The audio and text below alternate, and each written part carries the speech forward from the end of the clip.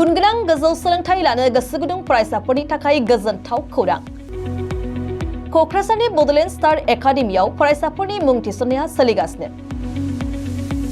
2025-26 सोलोंथाइ बोसोरनि थाखाय 6 थाखोनिफ्राय 9 थाखोसिम आरो एचएस फार्स्ट इयार आरो एचएस सेकेन्ड इयार थाखोआव फरायसाफोरनि गोदानै मुं थिसननाया सोलिगासिनो।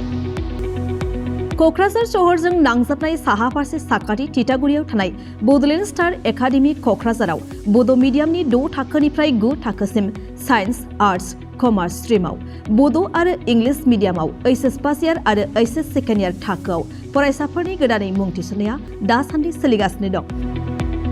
रोंगौथि गोनां फोरोंगिरिफोरनि फोरोंथाय होनायजों लोगोसे गोबां उफ्रा सोलोंथाइनि खाबुफोर जेरै डेली फ्री जेईई आरो नीट क्लास, जेईई नीट आरो कम्पिटिटिभ एग्जामनि थाखाय free mock test, English speaking class, daily GK class, career guidance, library facilities, personal attention. हौवासा आरो हिन्जावसाफोरनि थाखाय आलादा थाग्रा हस्टेल बायदि बायदि सोलोंथाइ खाबुफोरजों गुनगोनां सोलोंथाइखौ बे बड'लेण्ड स्टार एकाडेमियाव मोननो हागोन।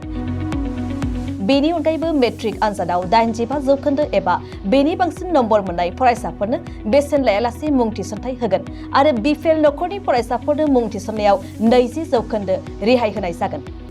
अब्ला मानोथो गोबाव खालामनो, नोंथाङाबो गुनगोनां गोजौ सोलोंथाइ लानो थाखाय क'क्राझारनि बड'लेण्ड स्टार एकाडेमियाव मुं थिसननायनि खाबुखौ लादो। बांसिनै मिन्थिनो थाखाय गाहायाव होनाय मबाइल नम्बराव फोनांजाब खालाम।